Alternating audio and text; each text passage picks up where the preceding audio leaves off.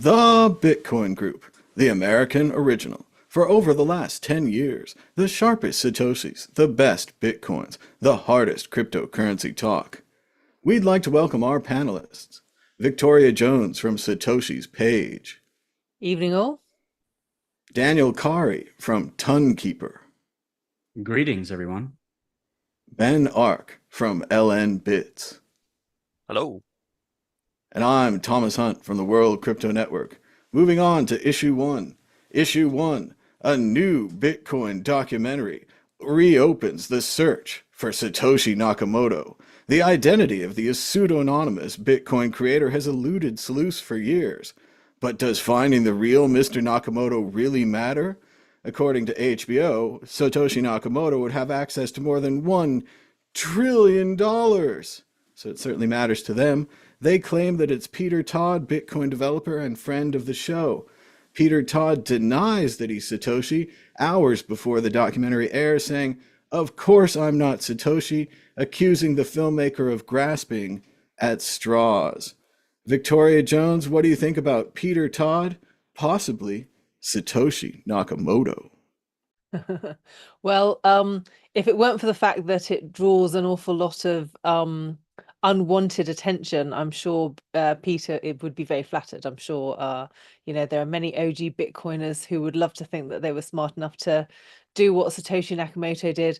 Although I think it's important to remember that a lot of the elements of Bitcoin had kind of been around for a while. I mean, the really unique thing that Satoshi did was really kind of bring them all together and then recruit the rest of the crypto community to help him develop it. So, Bitcoin itself wasn't just down to Satoshi. The whole project has been an evolution of different people's contributions, and certainly, Peter Todd has had a big hand in that. I think the main reason why people want to know who Satoshi is because they want to know who owns the 1.1 million Bitcoins. I think there are a lot of people who are speculating on when that gets cashed in, and whether or not the moment that happens, if it's a nefarious personality, it kind of wipes out everyone's investment. So I suspect the concern is more really from that perspective. But true Bitcoiners, they want Satoshi to maintain his anonymity, because really it's his anonymity which has helped make Bitcoin such a success.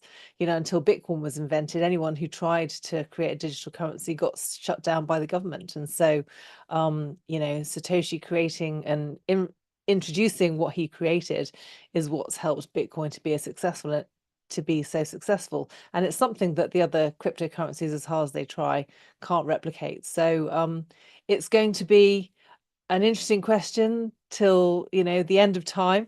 Hopefully they never figure it out, but it's not going to stop people from trying. But I hope they never do. I think the mystery is part of what makes Bitcoin so fascinating. I think it's a good point that Satoshi was standing on the shoulders of giants when he made Bitcoin. Like you said, much like Linus using Stallman's tools together to make Linux, Satoshi took Hashcash, other things from Nick Scavo, Wei Dai, Hal Finney, all of the cypherpunks who are listed in the film, and combined them together into Bitcoin. So it was pretty unique, but that doesn't mean you have to be a master coder. It's interesting to me that the most distrusting people in the world, the kind of people who use Bitcoin, are now fighting to find out who the creator is, because once again, their distrust can't be contained. Here they have this trustless system, just use the code that Satoshi left behind, but that's not enough for them. They have to stick their fingers into Jesus's wounds. They have to feel the whole thing. And I also thought it was interesting that the richest man in Mexico, who Samson Mao in the film tries to convince to buy Bitcoin and mine it with his incredible factories and wealth, is the most distrusting person in the film. He's the one who brings up, what if Satoshi sells the coins? And he's also the one who adroitly brings up e-gold, which for me was a big factor back into Bitcoin, because of course e-gold was centralized, e-gold was seized, e-gold was shut down, and they claimed, much like Bitcoin, that they would last for 1,000 years. Daniel Kari, what do you think? Is Peter Todd Satoshi? So I want to preface my response by saying I haven't seen this documentary. I've read some stuff about it. Some people have talked to me about it. What I think is interesting, Tom, is that you showed a headline, how new Bitcoin documentary reopens the whole thing, right? So like in my mind, with the media, it's this whole idea of, yeah, okay, so a new Bitcoin documentary reopens the search for Satoshi Nakamoto. It seems like a new Bitcoin documentary maybe every couple of years could reopen this argument, right? And keep things fresh. Because I will say I have met Peter Todd and I've known Peter Todd, and I wouldn't say that I'm close with Peter Todd, but professionally as colleagues, we know each other and we respect each other. And I just don't think that, by pinning this whole thing on him is really fair, because I think that Bitcoin is a community effort. I think that there were obviously some pioneers involved in the beginning. Hal Finney would be a great example of that. Now, is he Satoshi? I don't know. Like, it's just, it's been a lot of people over the years that it's been speculated that is this person, this sole inventor of Bitcoin, which I just want to go back to saying that it's like it's been a community effort. Uh, no piece of software is really developed all by itself, all alone in the darkness. You need to have a lot of eyes on software because there are bugs, there are problems. Uh, the idea of like just like this sole person just coming along and creating all this. You also mentioned, Tom, some great other names like Wade Dye, Nick Szabo. So there were some predecessors to this, or at least predecessor ideas that were floated around in the academic circles for years. It just took some sole mysterious founder to bring that all to life. Like, I think there's a bigger story there. I think it's probably an amazing story that the media just really wants to get a piece of. And maybe we're getting a little bit of the story as this all goes along. Now, again, I haven't seen this documentary. I've seen a number of other documentaries though. And I do think that the filmmakers are trying to do their best to understand this industry. And I've definitely been asked and consulted on some of these things as well, because there's a lot of different stories out there and a lot of different viewpoints. But I do think it all kind of just goes back to the idea that cryptocurrency, Bitcoin, all of this stuff is really like a bigger community. And it takes a lot of different people and a lot of different efforts and viewpoints to get us to where we are today. I also think it's possible the filmmaker could have been a little too simplistic. It seemed like he had access to Samson Mao, Adam Back, and Peter Todd, and he kind of thinks they're all Satoshi. Like, he didn't go much further. Like, to him, the entire Satoshi triumvirate is right there in front of him. Daniel, do you think Adam Back, Peter Todd, Samson Mao, combine them together? Is that Satoshi? So yeah, and again, this goes back to folks not being in this industry, right? And I've written a couple of books about this subject, and I've met these folks, right? And I know who they are, and I respect what they've done. And a lot of what they've done has been kind of carrying on some of the stuff that the early developers in Core were doing, right? So like Blockstream in particular, where Adam Back it has been for years. And Peter Todd has just been kind of like an independent contributor outside of that. And Samson was working at Blockstream as well. So a lot of their work was like kind of continuing on with where like this decentralization ethos had come into. And as I recall, they did raise like something around $50 million in Silicon Valley for this idea of decentralization, because that's what the VCs were looking for at the time. I think they've done well, like as a business. And I think like just supporting Bitcoin as sort of like, I remember like there was some ideas of them being like a red hat, like you talked earlier about Linux and those things like that. And I think that's what they've done as a company, but also they are a private company, so we're not like super aware of what their financials are. But like I do think supporting Bitcoin and the decentralization is what they've always been about. And so if you're just like a filmmaker and those are the only people you talk to, you probably get some really big ideas out of it. And you think, wow, okay, these guys are the inventors. But what you don't see is like online, like Core and all the other like contributors that are out there. Like I think MicroStrategy or some other companies, Coinbase, they're also contributing to all the code as well as it comes to like Bitcoin Core, which I mean is like the core software that runs the client basically. I also think it's possible it was the filmmaker's first time meeting interesting people. Previously, he'd done a documentary about Q and QAnon, and when you meet somebody that's fun and smart like Samson, Peter, and who's a walking, talking computer like Adam Back, of course you're going to say to yourself, "My God, these are the smartest, funnest, most interesting people I've ever found." they must be involved in a James Bond-like conspiracy to create Satoshi Nakamoto. And pretty soon you're like, this isn't a documentary. This is Catch Me If You Can. We've got a Spielberg film going right here. Click, click, click. We got our plot points going. So Ben, Ark, what do you think? I'm not sure if you've seen the movie, but I think you've met Peter Todd. Is he Satoshi Nakamoto? Yeah, I saw the documentary and I thought it was very good. It did a very good job of telling the history of Bitcoin. And then it was very good at it being positive about Bitcoin and, looking at all the naysayers and all the doomsayers about Bitcoin and the Bitcoin's dead and all this and that. And then covering, tracking over the history of Bitcoin. Years ago on this show, I did talk about Peter Todd being Satoshi. So I would like to say that I was there first. And I went down everyone goes down the rabbit hole of who is Satoshi.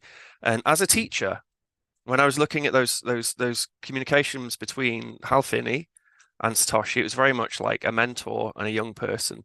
And there's something about young people that they just have the gumption, these upstarts, to sort of come along after all these greybeards have been trying to make something and bring something into existence for decades. And then they just smush this technology together. And Bitcoin's code was terrible when it first, with the first release of Bitcoin Core. And I thought the documentary filmmaker did a good job of that, talking to Amir, and because obviously he came up with the BIP system, and then modularized Bitcoin so people could actually work on it. But it was a piece of shit code. It was these technologies smushed together in the sorts of way which a young person would do. Yeah, I think he's a very viable candidate for who Satoshi is. And I would like to say that it doesn't matter, but of course it does matter because it's, $1 trillion worth of Bitcoin and soon to be worth a lot more. Who'd be the richest person on the planet. But I would say that the coins are burnt and he can't spend them. He doesn't have the keys for them. But yeah, I mean, I think out of all of the people who could possibly be Satoshi, Peter Todd's probably my favorite candidate. One of the reasons is because, he trolls the fuck out of Bitcoiners. Is this idea that Satoshi just turned into this guy who travels around to all these conferences and just trolls Bitcoiners for the end of time is quite endearing to me. And I like the point about what you were saying about the e-gold. I thought that was pretty cool that Mexican billionaire, that he knew about e-gold. And then also another line, which I don't know if you caught up on, Thomas, was when he said, well, what's the point in mining Bitcoin? I should probably just buy it. And that's a line which you've been saying for years, that you should never. I thought that was cosmic level intelligence right there. Yeah, obviously totally. He's a Mexican billionaire, like he knows his stuff. But for him to go click, click, click. What about the Satoshi coins, the e-gold? And why don't I just buy this? Why do I need to mine it? I mean, I have electricity, but yes, yeah, he was a sharp guy. But I also agree, Ben, there's a big point there where Peter says, wait till you tell this story, me being Satoshi, to a bunch of Bitcoiners. They'll never believe it. And that, again, I have the Kaiser Soze moment there again, where the filmmaker is trying to say earlier, he's like, so, Peter Todd seems to be saying that Adam Back is Satoshi and that he's like needling him because they're friends and they're messing around. Samson also seems to be needling Adam Back about being Satoshi at almost every point. But what I think, come down. Yeah, but to, what like, I think Peter made this story where he's like, I'm such a troll. I'm such a negative person in this community that I'm going to go out there. And like Daniel says, he's like, I've met Peter, he's kind of a punk and all this stuff. And he's sarcastic and he's silly and all this stuff. Hold on. I didn't say he was a punk. And I'll say it. I just want to add something though. Like, just from being around Peter enough, I feel like if Peter was Satoshi Nakamoto, he would be completely fine just walking around saying that. That's the last thing I want to say. Well, and that's the problem with the documentary is he is walking around saying that. He's also saying, like Ben said, he's saying really smart things like, and I can say them too, if I was Satoshi Nakamoto, I would destroy any way for me to prove that. And that was part of what this whole Craig Wright thing was about, was that Craig kept saying he'd have proof and he'd have half the key and they were delivered by Western Union in the rain in Back to the Future 3 and all that stuff. It does seem to me that Craig was exposing kind of what it would be like to be Satoshi. You've invented this huge thing, but if you did a really good job burning and destroying all the proof so that even you couldn't do it, and if Peter's sitting here on the other side saying, everyone wants this, everyone knows, I have $1 trillion, but he probably destroyed that too, we don't know. But don't you think he could have destroyed all the proof, then, like Ben said, gone out into the community and been this critic, this, sarcastic person? Yeah, no, so I mean, so often more than, if someone's hiding, they often hide in plain sight. And that would be Peter Todd hiding in plain sight. And yeah, I think he's a very viable candidate just because the quality of the code and it was for me, it was the way Hal Finney and him talked to each other. And then also that weird thing with the mailing list. Bitcoin Talk, where Satoshi went away, and then that was something which I dug out, I think originally when I first decided that it could possibly be Peter Todd. And then suddenly Peter Todd turns up after doing a fine arts course going, "Oh, hi guys, I'm back," and says something really technical for such a young person to say, and then disappears again. It was just odd. Like, Satoshi left because of the WikiLeaks thing. He was worried about kicking the hornet's nest, and at that same time then Peter leaves as well, and it's like, oh, decided to take some time off, just came in, made an account, said something complicated, then left again. There's a lot of good evidence that it's Peter. I mean, it's next level OBSEC. However, because there's Satoshi, there's a lot of evidence, there's a lot of things which Satoshi wrote, and the very fact that we're having this conversation and we can't point at one person and say that person is definitely Satoshi. It's a work of genius, really.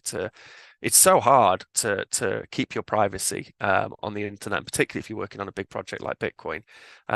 So it's extremely impressive they managed to do such a great job. But I think, yeah, totally, Peter Todd is a very viable candidate, and I admire the documentary filmmaker for also, having that train of thought. I mean, clearly he must have done a lot of research into who he thought Satoshi was. I think it was a good documentary. I liked it. It's not the strongest proof in the land, and it's a little tough to take because according to the FBI or whoever it was, DEA, they busted the Dread Pirate Roberts because a long time ago he posted on a forum with his real name. And he also posted his secret Silk Road email. So it was like real name, Silk Road email. They found it all on a plate, and he was asking questions like, how do I set up a secret dark drug market? In the same way, according to the documentary, they've caught Peter Todd allegedly as Satoshi because he logged into a forum with the wrong name and he posted the wrong thing at the wrong time. Yeah, but it was the. Do you think it's too much, Ben? That, No, it was both the same way. It was the timing. It was like Satoshi left like Bitcoin Talk like 3 days after Peter Todd joined Bitcoin Talk, and then he also left. So if Satoshi's worried about WikiLeaks accepting Bitcoin and alphabet agencies coming after him, then Peter Todd would also be worried about those things. But I thought it's very telling the reaction of Bitcoiners, like when the documentary comes out and everyone goes, "Oh, what a joke! It couldn't possibly be Peter. Or it might be Adam Back. It might be this guy. It might be that guy. It couldn't possibly be this guy who's like involved in this field when there's a very small community of people involved in this field." There's a good substantial amount of evidence pointing at this guy, and it's like, no, it couldn't possibly be him, this guy hiding in plain sight trolling the fuck out of Bitcoiners. And to me, I'm like, that makes him more likely to be Satoshi, the very fact, because of all the Bitcoiners reactions. All we know about Satoshi is he's a genius at keeping his privacy and his OPSEC, and it's yet another masterful play from Satoshi if Peter Todd is Satoshi. Just saying if. The worst thing he could possibly do now is turn around and say, yes, I am Satoshi, and then produce some evidence. That'd be awful. Because I like the dude. I've got a lot of respect for him, but I think what makes Bitcoin incredibly strong and powerful is not having that figurehead who can make decisions and use their authority to try and push a narrative, which I imagine if anyone can ever prove they are Satoshi, then that'll be the thing which they're in danger of doing, is like pushing their own agenda on the whole project, which we wouldn't want. But yeah, good documentary. I enjoyed it a lot. I also like the filmmaker's take on the alias argument. Many people would say, why would he use an alias? An academic would probably sign the paper. An academic would want the credit. If he's some kind of government agent, he might use an alias. If he's moonlighting on his company. But in this film, they said Peter was a very young person, didn't want people to say, oh, it's just some kid that wrote this. He didn't want to be dismissed by his age or his experience. That's a good reason to use an alias. Vitalik Buterin, he could have been an all-power computer programmer. We didn't know he's this thin guy wearing unicorn shirts. Like, he showed that to us by choice. Satoshi had a different choice. I did want to say to Peter as well, because when I first thought about this and I met him many years ago, and I remember saying when we were at a bar, drunk, I remember saying, We all know you're Satoshi, don't we, Peter? And then I remember he had a very sheepish look on his face, which it wasn't like it was like he'd been busted. So yeah, I'm just anecdotally, I'll throw my own little bit of evidence in there that it's Peter Todd is Well, Satoshi. and I'm here to unfortunately agree with Ben. I think it's very possible that Peter Satoshi, although I agree with the people who have been criticizing the filmmaker, they're like, if you're a real Bitcoiner, you think Bitcoin's the greatest thing ever, and why would you want to do this to the creator? If Peter was Satoshi, I wasn't going to make any films about it or tell anybody. I'm good friends with his girlfriend. I think this is very bad for them, very dangerous. It's going to cost them a lot of money. It's going to be very inconvenient. Peter's name and face was on every single newspaper in the world. I'm sure he enjoyed that, enjoyed the notoriety, but there's a whole secondary side to this where bad people might want to target him. They might think he has extreme wealth, stuff like that. I would So say I don't. there's as much evidence that it's Adam Back or that it's Nick Szabo is a very good candidate too. I mean, yeah, there's as much evidence that it's Nick Szabo. I just like the idea that if Peter is Satoshi, then Satoshi's traveling the globe, trolling all the Bitcoiners at Bitcoin conferences. Well, and that ties up into one of my big proof points. And again, it's not great evidence or anything, but there's that quote where Satoshi says, I think it's to Dan Larimer, the BitShares and many other projects guy. And he says, if you don't understand it, I don't have time to explain it to you. Something like that. And I find it to be such a sarcastic and such a dripping comment that when I hear it in my head, I hear it in Peter's voice. And I say, well, either Peter wrote that or the universe created a separate person, equally sarcastic, also into Bitcoin and technology, who also wrote that. So there's two options there, and they're pretty tough for the universe to create such a uniquely similar person involved in Bitcoin. But then again, maybe Ben, it's Adam Back, Nick Szabo, and Peter Todd. Because Nick Szabo, they had him on the handwriting analysis or the words, the spacing, the things that he used. Adam Back, everyone just thinks he's there because he's the smartest guy in the room and he knows hash cash and all that. And then Peter is this young guy who's like, we can do it. We can do it. What do you Something think, Ben? what I do like about it is that Peter Todd's done a lot of great work. Like open timestamps is a remarkable technology, and it doesn't get nearly enough attention. And it's something which I know that he's very interested in developing further. And there's that project in Guatemala where they used it for voting, for provably fair digital voting, and they want to roll that. There's a Kalino, he's got a company, and he was trying to roll that out with a bunch of other countries, and it's a great concept. And it didn't get nearly enough attention. Peter Todd was heavily involved in it. So I think for his own career, even him not saying he is Satoshi, that it's a good thing. There'll be all these people be like, oh wow, we could be employ this person who could very likely be Satoshi. And I think it'll his other projects will get a much justified, bit of limelight and support from, investors and business people now by this documentary existing. So I think that's a good thing. It'll be good for him ultimately. That's a good point. Even fake Satoshi Craig Wright, who was backed by Calvin Ayre, allegedly got a lot of money, started a lot of projects, a lot of companies. I don't know whatever happened with any of those, if they ever made anything. Let's move on to the exit question. Victoria Jones, is Peter Todd Satoshi? And bonus answer, like Ben saying, is it actually a good thing for his career? I don't know. I'm sure whether he is or not, it is a good. It probably has pluses and minuses. So there are probably good aspects to it and negative aspects to it. So depending on your perspective. But as to whether or not Peter is Satoshi, I don't want to speculate because I think it's better that we don't know. It was also interesting to see the filmmakers kind of ignore the controversial aspects of Peter Todd, which it's not for me to say here, but if you Google that, I think that will come right up. It's similar to me when recently Pete Rose passed away, and everyone talked about whether or not he bet on baseball and gambling and if that's bad. Whereas Keith Olbermann, the sports writer, kind of ruined it for me by exposing that Rose, according to court documents, had a 15-year-old mistress.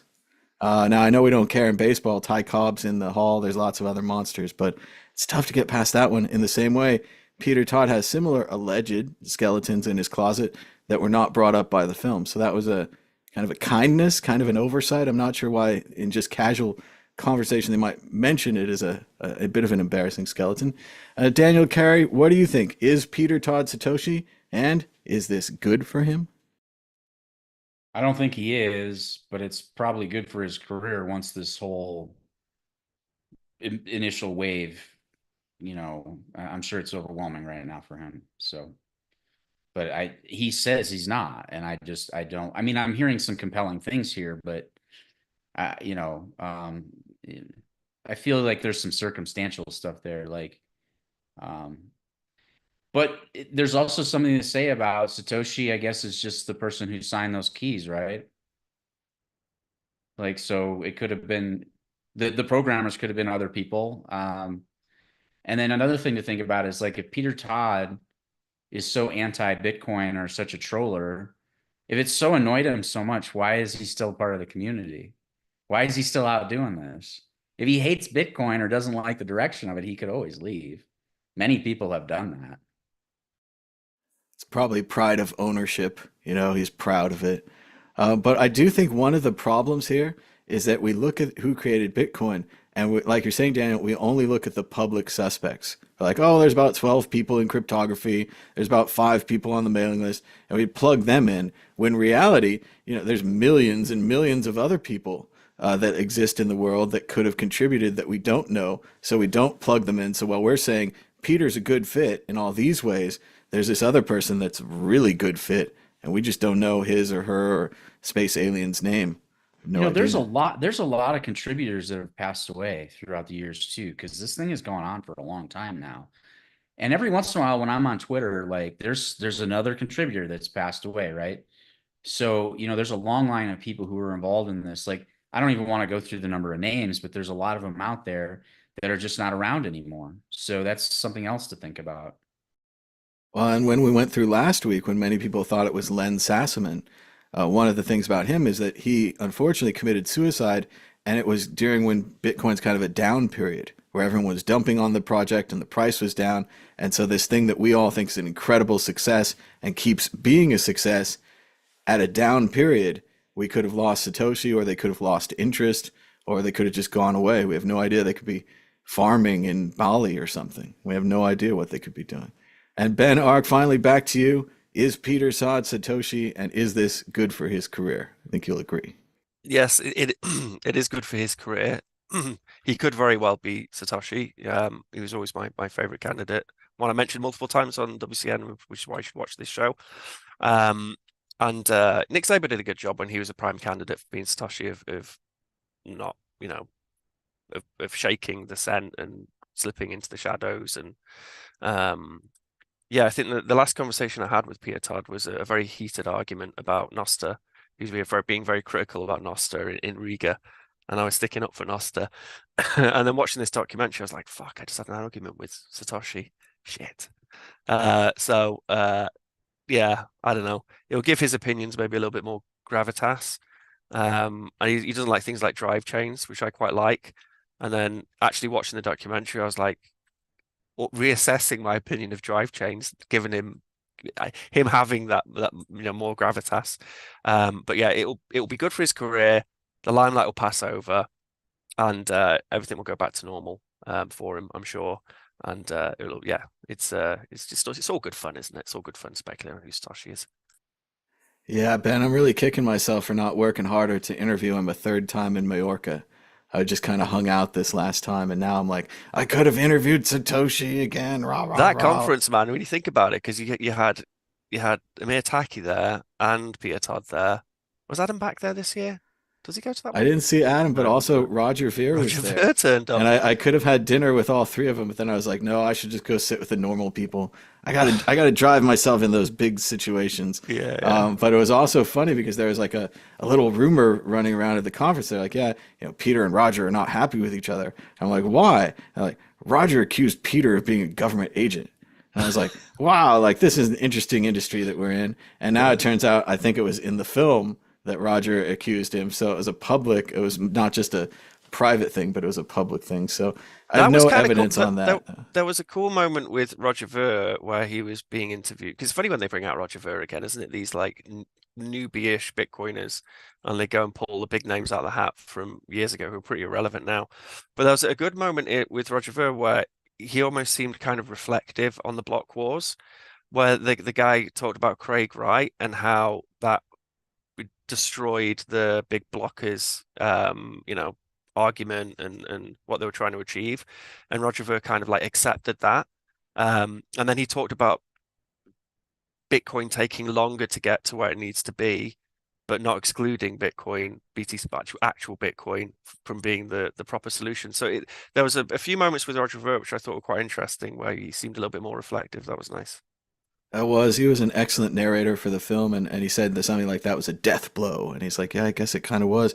He was also the one who said, and I think it was very apt description of Peter Todd, not to be rude to him, but he needs to be the smartest one in the room. He will prove it to you in the first 5 minutes he meets you that he's smarter than you. He's the smartest one in the room. And if you watch my interviews, which I was going to try to promote here anyway, there's a link in the description down below. We have about 12 interviews, also ones with Chris Ellis, who was featured in the film in The Squat.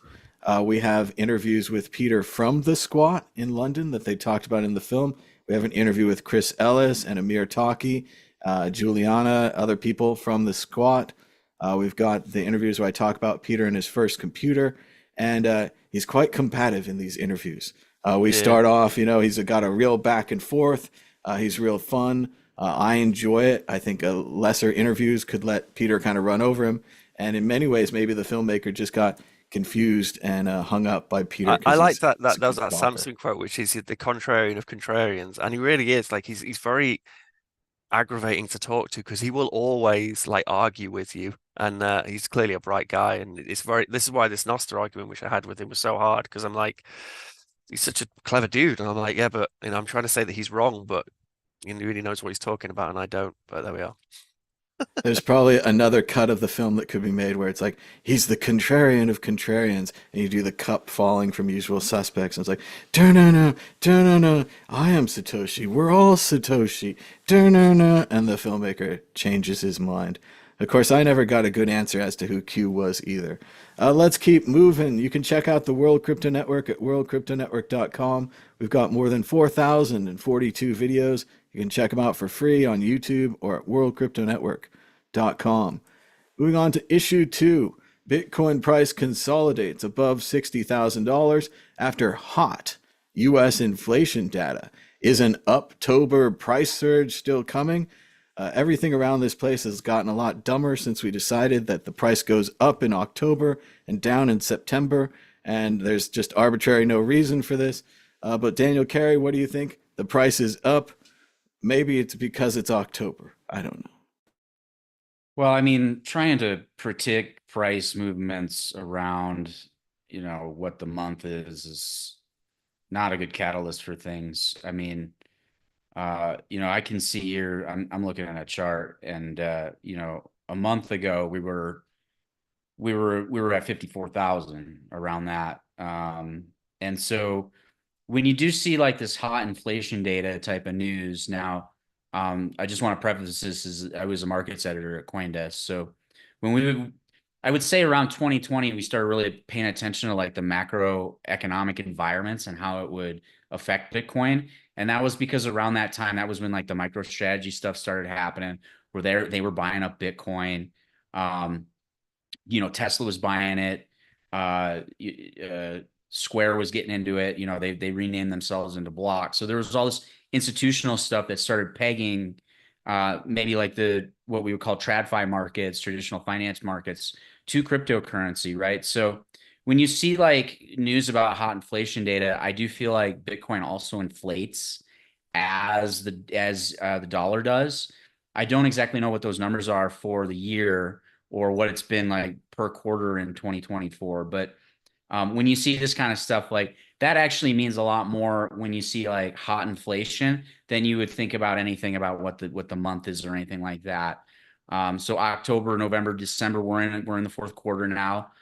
Inflation is hot. Spending for people, consumer spending coming up like for the holidays and stuff, probably going to be a little bit lower. That might be one of the reasons why we saw a lot of Halloween stuff out in July and August, was that retailers knew that people were going to be spending less. People are spending less on restaurants and fast food and things like that. So the dollar is not worth what it was.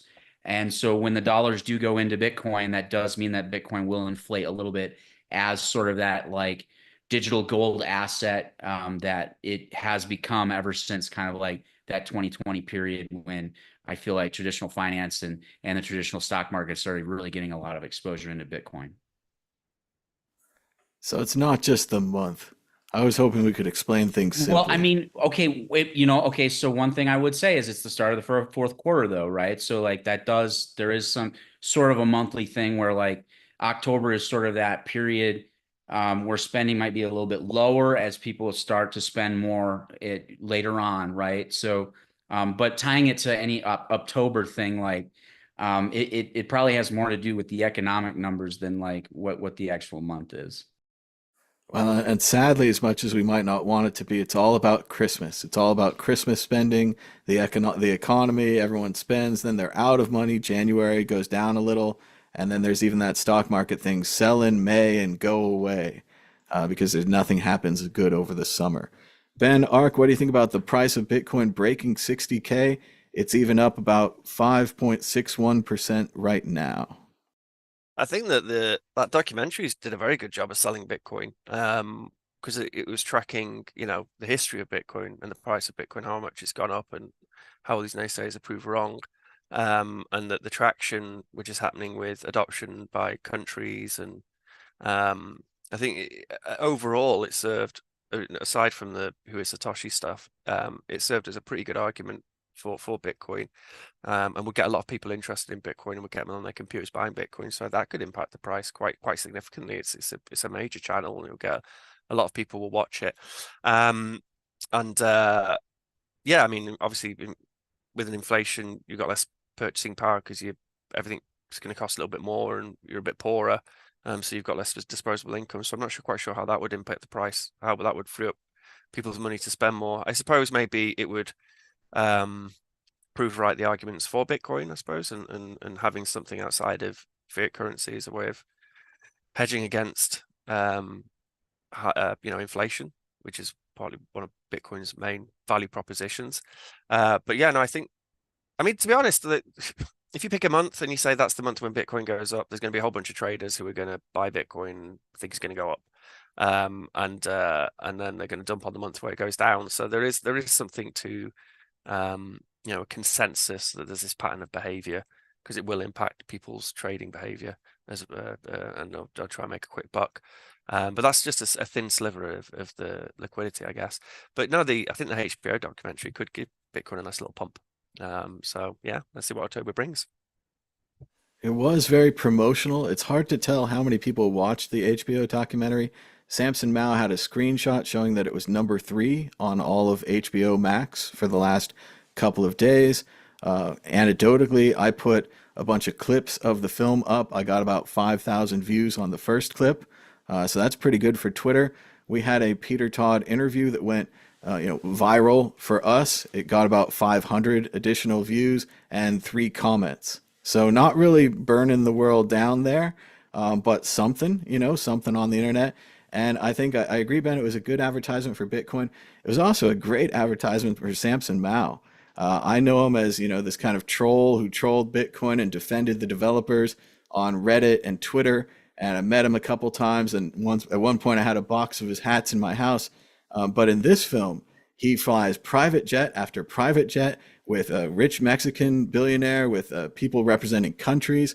And his best friend seems to be the Prince of Serbia, who seems way into Bitcoin and a big maximalist.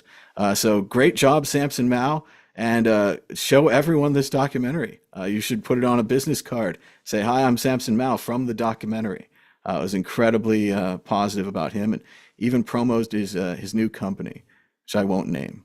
He's Victoria, he's quite an antagonistic guy, isn't he? I like there was one point in where I saw the true Samson Mao, where the Prince of Serbia, he has a coffee and he goes, cheers. And Samson Mao just goes, you don't say cheers with coffee, and then drinks his coffee. And that to me, that's Samson Mao. Like he's just sort of that cantankerous. I did notice that. That was an incredible moment. You corrected him on that. But yeah, it was, again, just this guy met the most interesting people in Bitcoin. He thinks they're all Satoshi, and he made a fun film around it. Because, yeah, in the beginnings, he's like, Samson knows Satoshi, or he knows who Satoshi is. Like, he put both of them on it. So I hope you'll be all right with that. Victoria Jones, what do you think about the price of Bitcoin breaking 60K? Everything's fine. It's all HBO. Well, it's tricky to say. I mean, typically October can be a very volatile month for the stock market. I mean, September is traditionally a low month as everyone's ending their summer holidays and then working their way back up into work, and then a lot depends on what's going on really. And we've got a lot of worrying things happening in the financial markets at the moment. There are problems with banks in China. The banks were failing in America last March. There's this kind of low grade worry that constantly is brought up when people start talking about the economy. We've also got wars breaking out in Israel, and traditionally, when big wars break out, that tends to strengthen the dollar, which tends to be inversely correlated to Bitcoin, because of course everyone's buying Bitcoin as a hedge against the dollar. But of course, there are other factors involved, and not everyone understands Bitcoin as well as they understand the dollar. So it's complicated. And what I would say is that at this point in Bitcoin's price cycle, it tends to be the point at which it starts to escalate, but it's almost like we've had that prematurely with all the ETF involvement. And of course, now, with their funds, they can manage the price cycle much more than it's been managed in the past. I think, obviously, when Bitcoin was a virgin asset, not really connected to the financial system, you could see a clear pattern that correlated with how Bitcoins were actually released into the system. But now that it's plugged into the financial system, there are all sorts of other things that will influence it. So I think it's going to be much harder to predict in the future than it has been in the past. Needless to say, though, long term, I'd say that it's got a strong future, but the timing of that is trickier now, I think. I know there's one thing that has no problem predicting the future of Bitcoin, and that's the magic 8 ball, the source of all truth in this or any other universe. Daniel Carey predicting against the ball. Will the price of Bitcoin be higher or lower this time next week? Higher. Ben Ark, higher or lower? Higher. Victoria Jones, everyone seems to be trending bullish today. Will you continue the trend? No, I'm going to say lower. Lower. I've also heard people say that the Magic 8 ball has not spoken to us for many weeks now. We don't really keep track of these things, but they say it hasn't answered. So, will the price of Bitcoin be higher this time next week? Most likely. Most likely. So, there you go. It's a bullish ball. Now you can invest accordingly. Moving on to issue 3. Grammy-nominated rapper Logic invested $6 million in Bitcoin nearly 4 years ago. This is how much his stash would be worth today. And the article doesn't say if he managed to hodl as the price went up and down and up and down, and many other things happened, and he probably needed money in his world. But spoiler alert, it's a positive article about Bitcoin for once. Grammy-nominated rapper Logic, who I don't really know, I think maybe he did some songs in Entourage, would be worth $18 million if he'd managed to hodl. Ben Ark, what do you think about the media writing one of these positive articles about Bitcoin?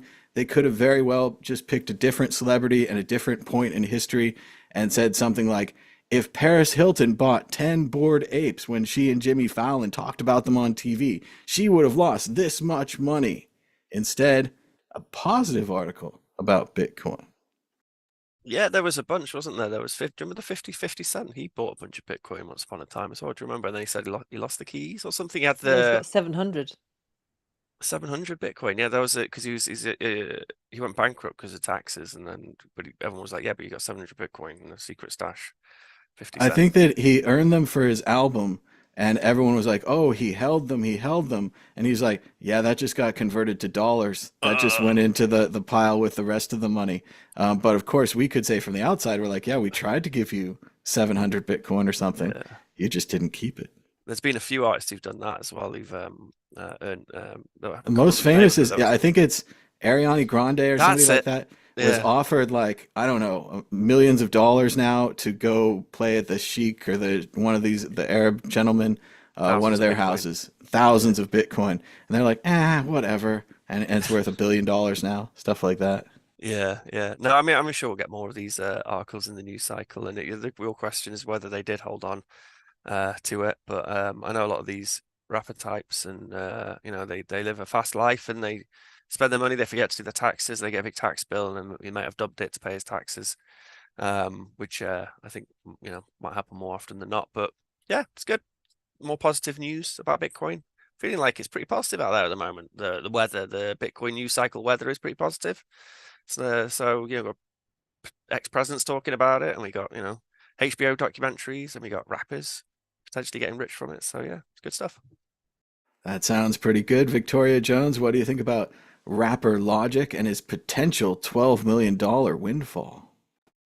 Yeah, not bad. It was pretty good investment. Although considering when he bought them, I think it was a 4x profit. So if it had been another 4 years prior, then it might have been even better. But no one. It's hard for a trader to, well, hard for the average trader to make those kind of returns. So not bad for just buying something and then sitting on it for a while. So yeah, good for him. Yeah, normal traders are excited if you get like 5, 10%. We're talking 300, 400%, no problem. And like Jay-Z said in that song with the where he bought a Picasso, he's like, he just keeps saving it, giving that to my children. Daniel Carey, what do you think about Logic and his incredible windfall if he managed to hodl? Well, I think it's an example of where, for most people who are not very sophisticated traders, this is what you want to do. You want to just buy, hold, not think about it too much, maybe not look at the price all the time, dollar cost averaging. I'm not trying to offer any investment advice here, but you can see the ebbs and flows of how like the cryptocurrency market goes if you look at the charts. And one thing I was doing as well as when you guys were talking was looking at the charts. I don't know when Logic would have bought Bitcoin in 2020, 4 years ago. Like, not sure if there was like a specific date or time, but like, Bitcoin started the year in 2020 at, about $9,000 and then ended the year at $33,000. So that's like a big price band. So I'm curious, like, I didn't read this article. Do they even talk about when he made this purchase or? It also seems like another reason that he would sell, because he would Right. have that incredible windfall. It says here, way back in November 2020, the rapper disclosed on Instagram that he purchased $6 million worth of the currency. So he was pretty late in 2020. So he would have already seen it rise from 9 to 30. But Daniel, I think you have a good point. I If you see so I something do remember happening this. economically, like you just follow Yeah, it. Like gold is going up, you buy gold, you hold it yeah. for 4 years, you look like a genius. All you're really doing is following, right? It seems like I remember this happening now because I was working at Coindesk at the markets editor desk, and it was around the time that Bitcoin, I think, was around $30,000. So hopefully he hodled, and he should continue, because if it was around that area, he still would have gotten a 2x return on that, right? Like, given where we're at now. And it could keep going up. Like, if you're going to have an excess of like $4 to $5 million in cash, and you see this asset going up, and you would normally just keep it in dollars, you've seen a pretty good return out of that, right? And I think this happens with a lot of high net worth people, as they have some excess cash and they want to go buy something. They can go buy a car or a house or art, like you mentioned earlier. But cryptocurrency, man, what is like the fees on custody for that? Pretty cheap. You don't got to move it around. It's an easy asset to just own, and not worry too much about, right? You just buy and you just kind of sit there and let the markets do their thing. It also says Logic said on a Twitter post that his manager had been bugging him, so he finally made an investment in Bitcoin. Sometimes it makes sense to listen to your managers, to listen to the wise people around you, especially if you're a young person with a ton of money investing it. The other thing I think Daniel was right on is that Logic clearly has more than $6 million. He's not exactly checking up on this 6 million saying, is it 601? Is it 602? He's out enjoying his life. He's not concerned about this, and this would give him that ability to hodl for 4 years and to not look at it and to not worry about it. And also, of course, 6 million is a ton of money, so he must be doing great. But really interesting story, and I was glad to see the media do the positive if you bought Bitcoin when story for once, rather than the if you bought Bitcoin when Tom told you to buy it, you'd be down forever and mad about it and keep trolling him on Twitter. Moving on to the last issue, just one more of these political issues. Hopefully, we'll have less of these when we get to the election. Bitcoin will skyrocket to $200,000 in 2025, no matter who wins the U.S. election. Yes, no matter who wins. Too many people on Twitter have been saying, we need the orange one to win, otherwise the world's destroyed, or we need Kamala to win, or otherwise the world's destroyed. But Bitcoin doesn't care. It doesn't matter. Victoria Jones, what do you think about this shocking news that Bitcoin doesn't care about politics, whether it's every 4 years or a by-election or something for parliament? Doesn't care. Well, Bitcoin doesn't care, but the people who buy it do. So yeah, that might have an influence. As for Bitcoin reaching 200,000, yeah, that would be nice, but I really don't know. I'm just so disappointed with the whole ETF thing. I really think it's kind of messed up the previous cycles. And there's also this concept of diminishing returns. So it may well be that we get a bit of a rise, but possibly not to the same extent that we've had in the past. So I don't know, really. I just being realistic. Bitcoin's had some great momentum in the past, but I think again with everything else going on in the rest of the world and with the financial system, I think it could, depending on how long it takes for all of that to play out, it could slow down Bitcoin for a bit. So yeah, but personally, I'm not interested in anything to do with politics and how that affects Bitcoin. I think Bitcoin's designed to destroy all of them, and the sooner the better. But until that happens, then yeah, the people who buy Bitcoin might be motivated to buy it or not. First the Magic 8 Ball and now Standard Chartered. Daniel, everything's just going up for Bitcoin, right? Everything is fine. Well, here's something that when I used to do market reporting for Coindesk, something that I would look at every once in a while, maybe once a month, is Bitcoin dominance. And I'm looking at Bitcoin dominance right now, and it is at 58%. And that's the highest it's been since March of 2021. So investors are concentrating into Bitcoin. Obviously, I think the ETFs have a lot to do with that consolidation, but people are liking it. So almost 60% of the entire cryptocurrency market is people holding Bitcoin. And so I think there's a lot of interest out there in, if you want to get into the crypto market and you're like a fund or you're a private office, or you're all these people that have like an allocation of money, you're probably going to put some money into crypto and you're probably going to put it into Bitcoin.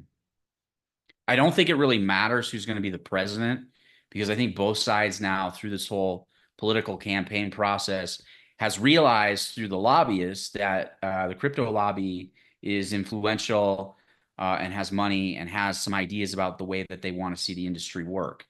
So what I would expect, no matter who the president is we're going to see, crypto flourish. It will probably be different depending on, one party is really interested in frameworks and policy, whereas another party is perhaps more free market oriented. I don't really comment in general about politics or presidential candidates or anything like that. But I will say, I think that the government going forward and its plan around cryptocurrency as it pertains to the United States would be one of a regime around good taxation and good ways of policy around that, because we do have a problem with running a gigantic deficit in the United States. And so I think that sensible tax policy around crypto assets, around digital assets, around staking is really important. Mining as well.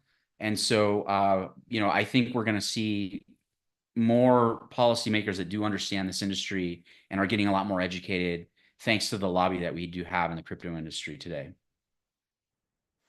It's also in the article, they say they're not sure if altcoins such as Ethereum and Solana will go up as well. As Daniel mentioned, though, every time Bitcoin dominance goes up, everything consolidates into Bitcoin. Then they make a bunch of money. Then they take some of those profits, dump it into some altcoins. The altcoin go up. They sell the altcoins. They go back into Bitcoin. I don't know the timing on this and all that, not financial advice, but it does seem every time the Bitcoiners celebrate that we're crushing them on dominance or on price or whatever it is, there's always a swing back. We can't control these markets. Ben Ark, what do you think about Bitcoin skyrocketing to $200,000 a coin, no matter who wins? I think it's going to be a hell of a lot more in 2025. It's people are finally waking up to how illiquid this very, scarce, sought after asset is. And things like Ethereum, they've sort of shown, and all the sort of shitcoin markets, they've been very underwhelming, what they've actually produced in way of utility. And I think the general populace appreciate that. That's not so fair on Ethereum, I suppose, but most of the shitcoins. And I think the general population, they know someone who's been stung by some shitcoin or some ICO scam, and they understand that Bitcoin is kind of the main event, and these things are all satellites to, auxiliary things, play things. So, and it's pretty huge, like the things like MicroStrategy are doing and all the Bitcoin they're buying up, and they're sort of proving this weird money printing business model where they can just buy Bitcoin, get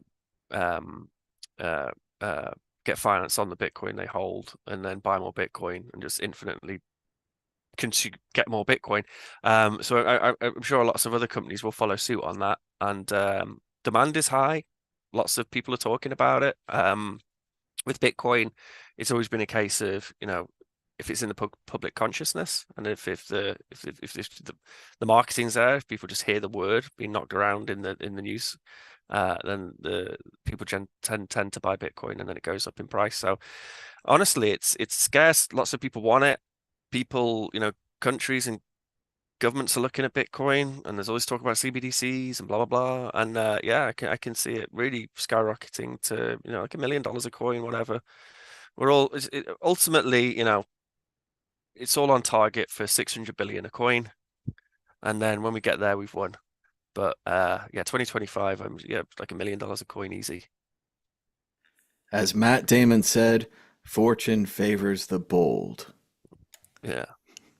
We're running out of time. Let's go to predictions or story of the week. Victoria Jones, do you have a prediction or a story of the week? Go ahead. Well, regarding my website, it's pretty much the same as I described last time I was on, so I won't talk about that today. I suppose the news on the horizon is we've got our local Bitcoin meetup in Nottingham this Wednesday. I'm not actually going to be able to go to that one, unfortunately, but we have them regularly here. And if you're in the UK and interested in Bitcoin events, then check out Bitcoin Events UK. They often have all the local meetups listed there. So if there's anyone in England who's listening and looking to find other people to have a good old chinwag about Bitcoin, then that's my recommendation. And the local one in Nottingham's coming up in a few days. Sounds like a fun time. Daniel Carey, do you have a prediction or a story of the week? Go ahead. Well, I think it's still going to be Peter Todd for a while, isn't it? Or is he just going to disappear? The Bitcoiners didn't seem to care. I was all fired up the night that I watched it, and then I woke up the next morning, read Twitter, and everyone's like, "It's not him. It's not him." And I was like, "This big TV network with a big documentary guy just said it was. It's in the New York Times, you know." But no, the Bitcoiners don't seem to care. I don't know. What do you think? So what I will say is, and great job earlier, Tom, of plugging your World Crypto Network Peter Todd programming. And so one thing, yeah, there you go. So you could, nice work. That you're starting to learn how to be a real TV network over here.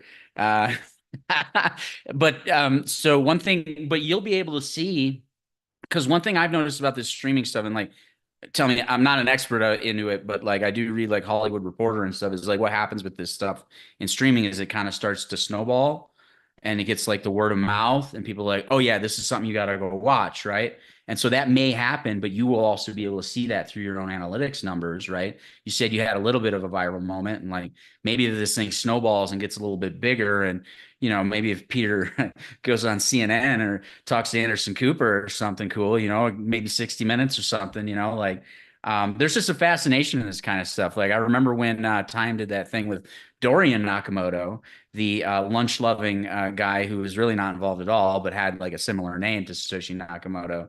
Um, I don't know if you probably remember, Tom, how that kind of snowballed, right? And then like, people were like going to his door and like he started doing appearances and stuff. So like we'll see where this goes. I mean, the only other thing of interest is the presidential election. And so like if Peter Todd wants to do a little like campaigning to be elected president of Bitcoin, like he might try to do that just for fun. We'll see.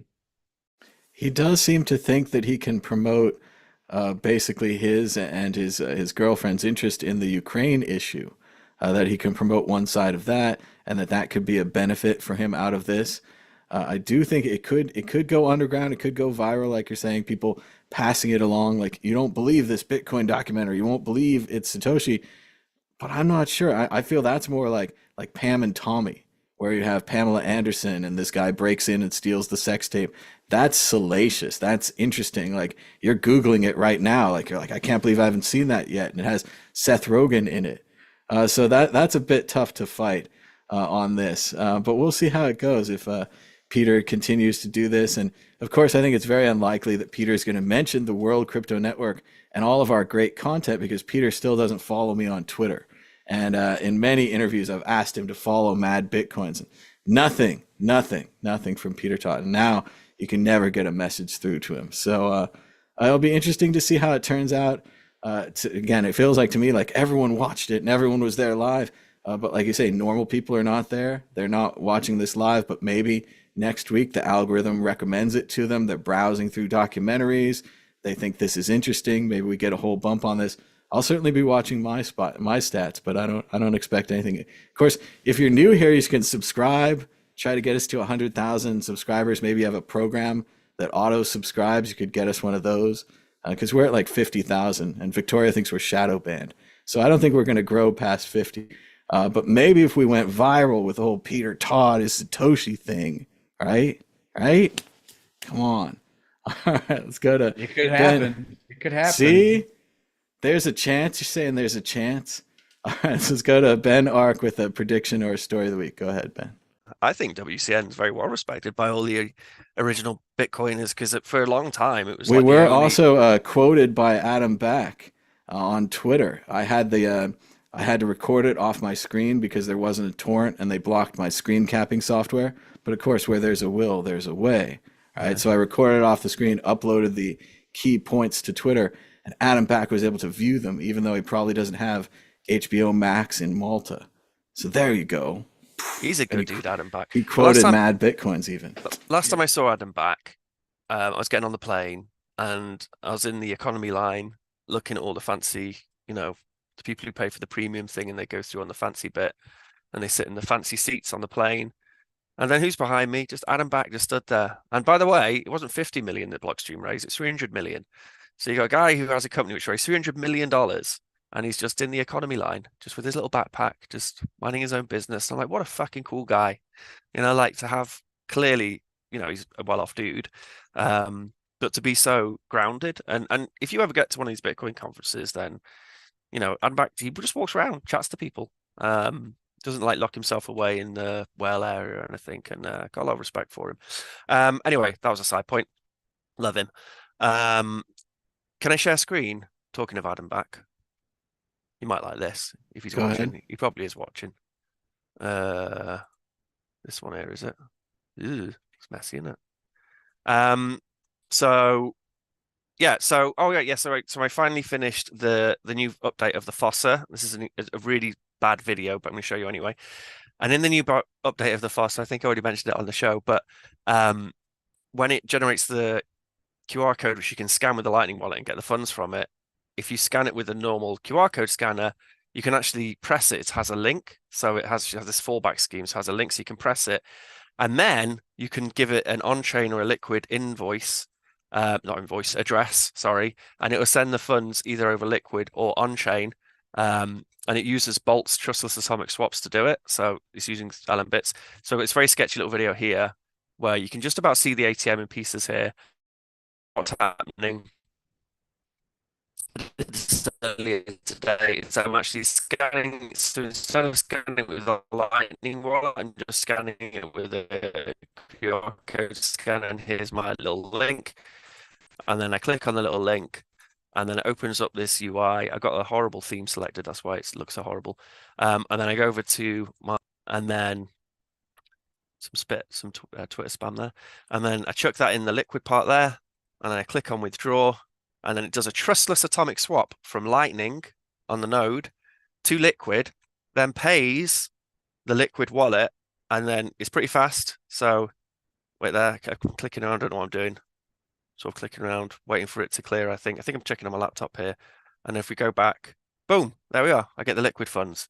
So it's an ATM, which you can put coins and fiat in. And as you know, before you could just scan it and you would get Bitcoin on liquid, but now you can also, if you put in more money in, you can get Bitcoin on-chain and liquid using trustless swaps, which I think is an amazing innovation because ATMs historically have always had to have these hot wallets, on-chain hot wallet or liquid hot wallet, whatever. And with trustless atomic swaps, you don't have to have a hot wallet. You just got to have a Lightning node and then just use bolts of trustless atomic swaps. Very cool. Anyway, so I'm going to get the tutorial done for that. I wanted to do it today, but I didn't run out of time. So maybe it'll be, at the weekend. That's my story of the week.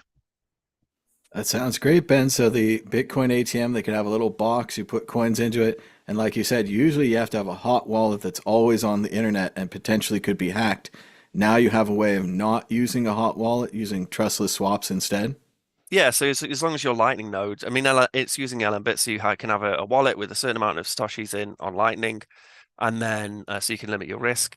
And you can give users the option to be able to withdraw on-chain and liquid as well, on-chain or liquid as well. And it's amazing. So I was putting the ATM together today, and it's like Lego. It's just a few wires, plug a few wires in. And then we have a web installer, so you just plug it into your laptop, flash it with the firmware. You configure it in the browser, in the web browser, and then you just, say if you want to enable on-chain and liquid, and if you do, then it just does these trustless atomic swaps to on-chain or liquid. But it's just like less faffy for somebody. I was using Phoenix D as well. I don't want to get too technical, but Phoenix D is this incredible, like self-custodial managed Lightning node. So you have to faff around with channels and stuff. I think it's really big. I think like it's a good way to go with Bitcoin ATMs. This thing costs like a couple $100 to build, so a lot of fun. All right, very cool. And people can check that out at lnbits.com or at Ben's Twitter at BenArc. Well, I'll right? stick it on ARC. I'll chuck the tutorial on LNbits YouTube, and I'll what was I going to say? Chuck it on. Oh no, but I'm not on Twitter, Thomas, because when I went to Riga. Let me tell you the story. I'll quickly tell you the story. So when I went to Riga, they had this system with the conference where they had a repo, a GitHub repo, and you submitted your talk as an issue on the repo, and then they had like a form. Like it's like, oh, what's the topic of the talk? And then at the bottom it said social media, and this was for the Nostr part of Bitcoin Riga, the Nostr conference, and then it said Twitter profile, and I was drunk at the time, and then where it says Twitter profile, I wrote, if I still have a Twitter profile by the time of this conference, I will eat my own dick. And then I forgot about it because I was drunk, and then like a day before the conference, I was like, oh man. So then I had to like post this post on Twitter just saying, no, I'm not going to use this anymore. I'm on Nostr. So check me out on Nostr. So I'm at benarc@nostr.com. You can see me on Nostr. And I can't use Twitter anymore, which is very sad because I want to, forever want to retweet things and whatever else. But yeah. I'm sure you can write some post, I changed my mind or something, but that's a dramatic way to leave Twitter, Ben. I was afraid that Jack Dorsey personally had told you to get off there, but this is a much better story. As Daniel said, Damon said in the chat there, I did a McAfee. Never say you're going to eat your own dick over anything. That's right. Bad for McAfee, bad for you. Excellent point, commenter in the chat. As Daniel said, I just wanted to promote our Peter Todd interviews again. I don't know if he's Satoshi or not. Obviously, I have no proof. But I think it's really fun that we know this guy and we've met him a bunch of times. And I talked to him about his first computer. Chris and Amir talked to him at the Squat in London, 10th September 2014. According to Samson, if you say your dates backwards in the British format, you must be Satoshi. So that's some tells here in our titles. Maybe Chris Ellis is Satoshi. But you can check them out here at worldcryptonetwork.com. And in the comments below, we have lots of interviews with Peter Todd. And you can watch them and comment on them and say, Satoshi, J'accuse, and really have some fun getting back into the Bitcoin here. And then we also have interviews with Adam Back and a variety of other people who claim to be Satoshi, like Ben Ark and Theo Goodman and all kinds of other people who are secretly Satoshi. But I think we're running out of time for today. So thanks to everybody for joining us. Give us a thumbs up and subscribe down below. If you have that machine that creates subscribers, run that till we get to 100K so we could get one of those plaques. Maybe you could write it on ChatGPT. And until next time, bye-bye. Moved all the buttons. Recording.